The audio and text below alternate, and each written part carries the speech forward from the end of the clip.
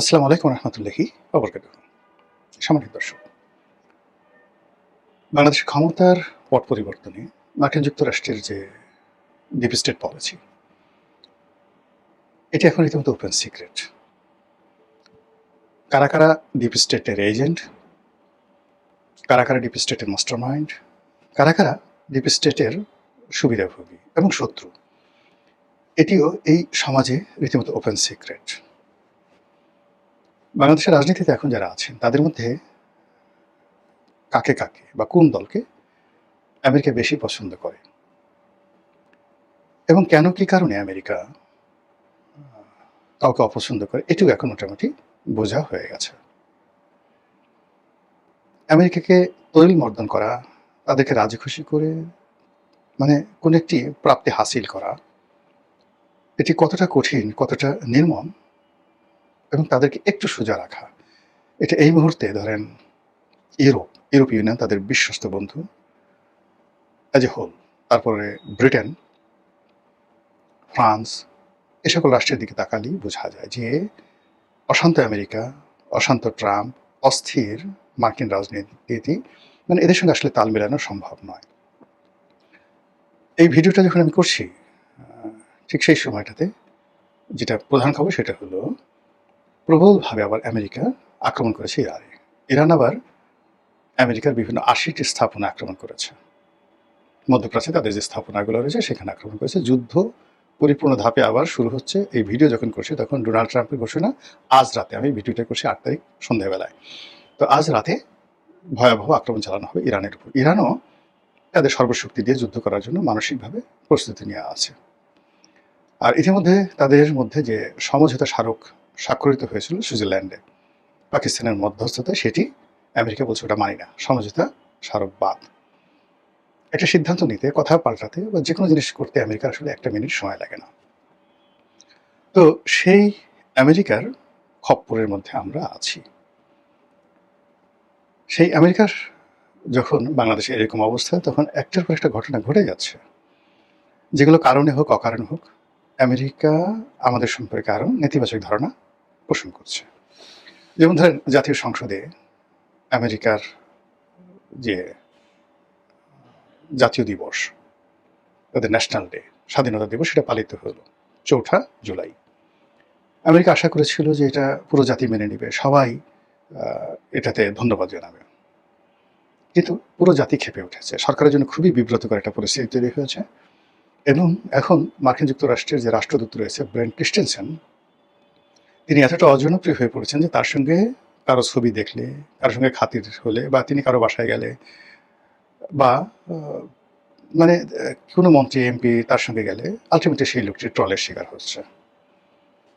একটা সময় আমেরিকার সঙ্গে একটু সম্পর্ক থাকলে, খাতির থাকলে, প্রশাসন থেকে শুরু করে সব জায়গাতেই মানুষজন একটু পাত্তা দিত।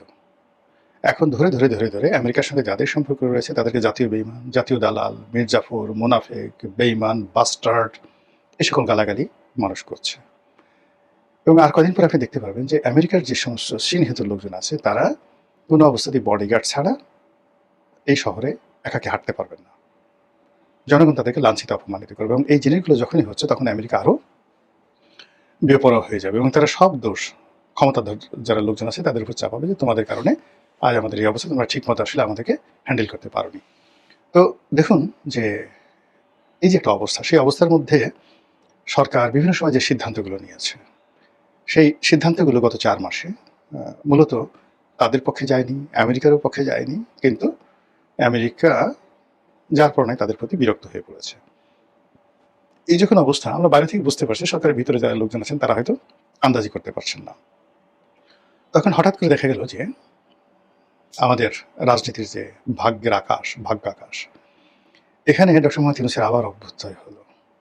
তিনি বেশ কিছুদিন নীরবে ছিলেন, নিভৃতে ছিলেন, ২ বার দেশের বাইরে গেছেন, অনেকটা ম্রিয়মাণ হয়ে গেছেন। আমরা ধরে নিয়ে এসেছিলাম তিনি আর হয়তো বাংলাদেশে আসবেন না। তার বিরুদ্ধে বেশ কয়েকবার মামলা করার জন্য বিভিন্ন পক্ষ থানায় ঘোরাফেরা করেছে, এখনও করছে। কোর্টে মামলা দায়ের করা হয়েছে, খারিজ করা হয়েছে, কিন্তু আরও মামলা করার জন্য মানুষজন ঘুরছে। তার প্রধান প্রতিষ্ঠান গ্রামীণ ফোন, সেই গ্রামীণ ফোনের সাবেক কর্মকর্তা কর্মচারী যারা আছেন, প্রেজেন্ট যারা আছেন, তারা প্রায় 30,000 কোটি টাকার দাবিতে সেখানে আন্দোলন করছেন। তো এই যে সমস্যাগুলো, সেই সমস্যাগুলো আসলে এই পর্যায়ে শেখ হাসিনার জমানাতে ডক্টর মোহাম্মদ ইউনূসের ছিল না। কিন্তু এখন সেই সমস্যাগুলো তার বেশি হয়ে গেছে এবং তার বিরুদ্ধে যে সকল অভিযোগ, মানে শেখ হাসিনা যে অভিযোগ করেছিলেন এটা ম্যানেজেবল ছিল। সেটা হলো তার গ্রামীণ কমিউনিকেশনের কিছু কর্মকর্তা কর্মচারী মামলা করেছিল যে তাদেরকে 5% সার্ভিস বেনিফিট দেওয়া হয়নি। এটা তিনি 240 কোটি টাকা বা এরকম কিছু একটা টাকা দিয়ে নেগোসিয়েশন করার চেষ্টা করেছিলেন। হয়তো এটা আরেকটু বেশি দিলে আরও হয়ে যেত সামহাও। বা শেখ হাসিনা তার বিরুদ্ধে যে মামলাগুলো দিয়েছিলেন এতে তার কিছুই হতো না। কিন্তু এখন তার মাথার উপর যে সকল খড়গ, যে সকল অভিযোগ, যে সকল মামলা মানে ঘূর্ণিপাক খাচ্ছে, তো সেখানে আসলে তার চিত হয়ে পড়ে যাওয়ার কথা। কিন্তু সেটা হলো না। তিনি যেটি হলেন সাম্প্রতিক সময় দেখা গেল তার একটা জন্মদিন ছিল বোধহয় 88 বছর এরকম বার্ষিকী জন্মদিবস, সেই উপলক্ষে একটা অনুষ্ঠান হলো। সেই অনুষ্ঠানে তিনি নাচলেন, সবার সঙ্গে নাচলেন এবং সেই অনুষ্ঠানে তার যারা সহযোগী ছিলেন, এনসিপি যারা নেতৃবৃন্দ, তাদেরকে তিনি নাটকীয়ভাবে দাওয়াত করলেন, পরিচয় করে দিলেন ভিন্ন ভিন্নভাবে। আসিফ মোহাম্মদ সজীব ভুঁইয়াকে ভিন্নভাবে উপস্থাপন করলেন, নাহিদ ইসলামকে আলাদাভাবে এনলাইটেন করলেন, হাইলাইট করলেন। এই সব মিলিয়ে তার যে এই নাচানাচি, এটি জনাব তারেক রহমান সাহেবের জন্য অশনীয় সংকেত। লিখে রাখেন। প্রথমত আমরা সবাই জানি যে ডক্টর মোহাম্মদ ইউনূসের সঙ্গে লন্ডনে একটা ভালো বৈঠক হয়েছিল। তারপর আমরা অনুমান করেছিলাম যে সেই বৈঠকে একটা সমঝোতা হয়েছিল। সেই সমঝোতা কি কি হতে পারে? সেই সমঝোতা হতে পারে এনসিপিকে রাজনীতিতে পুনর্বাসন করা, ডক্টর মোহাম্মদ ইউনূসকে প্রেসিডেন্ট বানানো, জুলাই সনদ বাস্তবায়ন করা, ইত্যাদি ইত্যাদি আরও অনেক কিছু। তো সেগুলো হলে হয়তো এনসিপি ডক্টর ইউনূস আমেরিকা তাদের সঙ্গে যে একটা ভারসাম্যপূর্ণ সম্পর্ক সেটি সরকারে থাকতো, কিন্তু তারেক রহমান সাহেব এবং বিএনপির কোনো ক্ষমতা থাকতো না। এবং এখন এই জিনিসগুলোতে মান্য করা হয়, মানে বাংলাদেশে সবাই আবার ডক্টর মোহাম্মদ ইউনূসমুখী হবে। আমাদের দেশে ক্ষমতা যার হাতে তার পিছনে মানুষজন ঘুরে, তখন বিএনপি ছেড়ে মানুষজন জামাতের পিছিয়ে ঘুরবে, এনসিপির পিছিয়ে ঘুরবে, ডক্টর মোহাম্মদ ইউনূসের পিছিয়ে ঘুরবে এবং তারেক রহমান সাহেবের বাসায় কেউ যাবে না। সব ডক্টর মোহাম্মদ ইউনূস যদি প্রেসিডেন্ট হন, সবাই তখন প্রেসিডেন্ট ভবনে মানে বঙ্গভবনে গিয়ে ভিড় করবেন। এটা হলো স্বাভাবিক। এটা তো বিএনপি বুঝে। একটা সাধারণ তেলাপোকা যদি বুঝে, বিএনপি কেন বুঝবে না?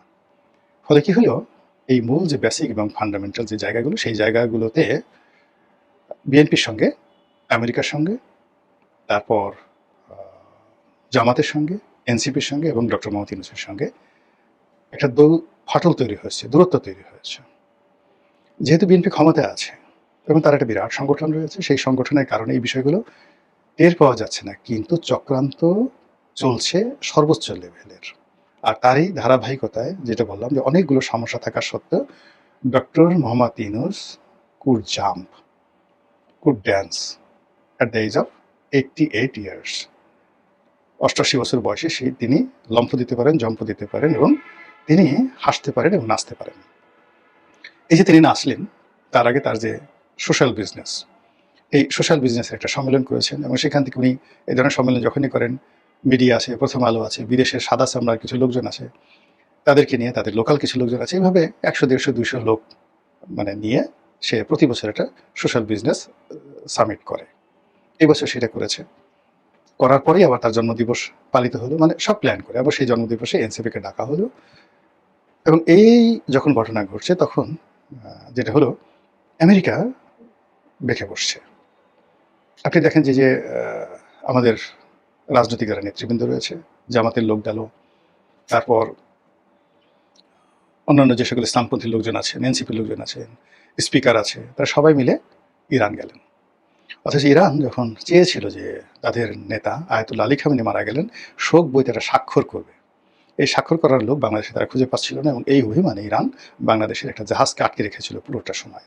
তো সেই ইরান মানে সরকারি যারা লোকজন তারা মনে করেছে ইরান একেবারে পার্মানেন্টলি জিতে গেছে, কাজেই তারা ইরানের সাথে খাতির করার জন্য দৌড় দিল সবাই।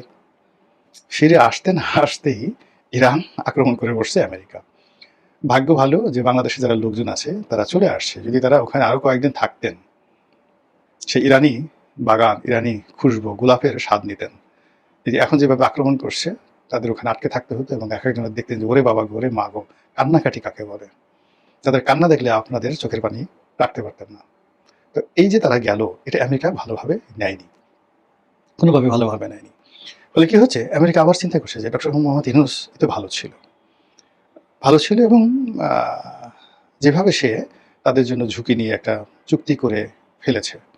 যেভাবে বিএনপির মতো একটা দলের হাতে ক্ষমতা দিয়ে, এই যে এখন বিএনপির কোনো কারণে যদি ক্ষমতাচ্যুত হয়, সারা বাংলাদেশে যেভাবে চাঁদাবাজি বেড়ে গেছে, যেভাবে অর্থনৈতিক দুরবস্থা দেখা দিয়েছে, বিএনপির ইমেজ যেভাবে ক্ষুণ্ণ হয়েছে, সেক্ষেত্রে বিএনপির কোনো দুঃসময় একটা উফ শব্দ করার মতো, বাংলাদেশে কোনো লোক নেই। এই জাস্ট 4 মাসে যে ঘটনা ঘটছে, মানে আগের 2 বছরে তো 1.5 বছরে তো ঘটছে, কিন্তু 4 মাসে আগের ইউনূস জামানাতে বলা হতো যে যেহেতু বিএনপির ক্ষমতা নেই, তারা তার দলীয় নেতাকর্মীদেরকে নিয়ন্ত্রণ করতে পারছে না, তাদের হাতে রাষ্ট্র ক্ষমতা নাই, সেনাবাহিনী সহযোগিতা করছে না, ইউনূস সাহেব সহযোগিতা করছে না, জামাত এখানে কৌশল করছে যেন বিএনপি পৌঁছে যায়। কিন্তু এখন কি বলবে বিএনপি গত 4 মাসে? এখন যে সকল অপরাধ হচ্ছে, সে সকল অপরাধের কোনো বাপ মা নাই। ইউনূস জামানাতে এই সকল অপরাধ ঘটেনি। মব কাকে বলে? ফলে কি হলো, এই কাজগুলোর সঙ্গে যে পশ্চিমাদের একটা চক্রান্ত নেই, গ্রিন সিগন্যাল নেই, এটা কিন্তু বলা যাচ্ছে না। এই অবস্থাতে যেটা হলো, এখন মানে বলতে গেলে এই যে আমরা যে অন্ডকোষ ফাটানোর কাহিনী দেখছি, একজন ভিক্ষুকের টাকা ছিনতাই করতে গিয়ে যখন সেই ভিক্ষুকে মেরে ফেলছে ছিনতাইকারীরা, এই অপরাধগুলো ঘটার সাথে সাথে সেগুলো নিয়ে আবার যেভাবে প্রচার হচ্ছে, তাতে করে বিএনপির জন্য একটা অস্বস্তিকর পরিবেশ তৈরি হয়েছে। আর বিএনপি যারা বিরোধী শক্তি রয়েছে এবং প্রো আমেরিকান গ্রুপ যারা রয়েছে, তাদের মধ্যে এক ধরনের আনন্দ, উল্লাস, উচ্ছ্বাস লক্ষ্য করা যাচ্ছে। এবং ঘুরে ফিরে সেই আগের জামাত, এনসিপি, ইউনূস, এই যে একটা সিন্ডিকেট বা একটা চক্র, এই চক্রটির প্রতি যে আমেরিকা তাদের যে নতুন নেক দৃষ্টি দিচ্ছে না, তার কোনো নিশ্চয়তা নেই। অনেকে হয়তো বলতে পারেন, তাহলে ইউনূস সাহেব এই ক্ষমতাটা ছাড়লেন কেন? আমেরিকা যদি এতই সাপোর্ট দেয়। এর কারণ হলো যে ওই সময়টিতে অনেকগুলো বিষয় ইউনূস সাহেবের জন্য অস্বস্তিকর হয়ে পড়েছিল, আমেরিকার জন্য অস্বস্তিকর হয়ে পড়েছিল। কিন্তু এখন তো আওয়ামী লীগ নেই, আওয়ামী লীগ আসার কোনো সম্ভাবনা নেই। তো সেক্ষেত্রে বিএনপির যে ইমেজ ছিল, তাকে নিয়ে মানুষের যে স্বপ্ন ছিল, তারেক রহমান সাহেবকে নিয়ে, বিএনপি নামক দলটিকে নিয়ে, এটি গত 4 মাসে যে অবস্থায় আছে, এটিকে আরো 2-3 মাস যদি তারা চলতে দেয়, জুন, জুলাই, আগস্ট, সেপ্টেম্বর পর্যন্ত চলতে দেয়, আর সেপ্টেম্বর মাসের পরিবেশ পরিস্থিতি অনুযায়ী যদি আমেরিকা একটা চোখ টিপ মারে, জাস্ট একটা চোখ টিপ, আর কিচ্ছু করার দরকার নেই, সেই একটা চোখ টিপে আখি আছে গুলি মারো, সেই আখি দিয়ে গুলি মারার মতো অবস্থা তৈরি হয়ে যাবে বাংলাদেশের রাজনীতিতে, অর্থনীতিতে, সমাজ ব্যবস্থায় এবং আরো অনেক কিছুতে। সেই বিষয়গুলো সরকার কি টের পাচ্ছেন? সেই বিষয়গুলো সামাল দেওয়ার জন্য সরকারের কোনো পরিকল্পনা আছেন? নাকি ডক্টর মোহাম্মদ ইউনূস যে জন্মদিনে নাচলেন, এই গত কয়েক বছরের মধ্যে আমরা তো ডক্টর মোহাম্মদ ইউনূসের এরকম নাচ দেখিনি। তিনি যে নাচলেন, এই বয়সে তো তিনি এমনি এমনি নাচেননি। নাচতে তার ইচ্ছে হয়েছে, নাচতে তার ভালো লেগেছে, নাচার মতো কারণ তৈরি হয়েছে, তার মনের মধ্যে এক ধরনের খুশবু ছড়িয়ে পড়েছে, হাওয়া হাওয়া ও হাওয়া খুশবু লুটা দে, এরকম একটা পরিবেশ তৈরি হয়েছে। নাচে 88 বছর বয়সে কেউ নাচে না। এই নাচের সঙ্গে রাজনীতির কতটা সম্পর্ক, এটি আগস্টের শেষের দিকে এবং সেপ্টেম্বর মাসের প্রথম দিকেই আপনি আমি সবাই দেখতে পাবো। মহান আল্লাহ আমাদের সবাইকে হিদায়াত দান করেন এবং হেফাজত করেন। আসসালামু আলাইকুম ওয়া রাহমাতুল্লাহি ওয়া বারাকাতুহু।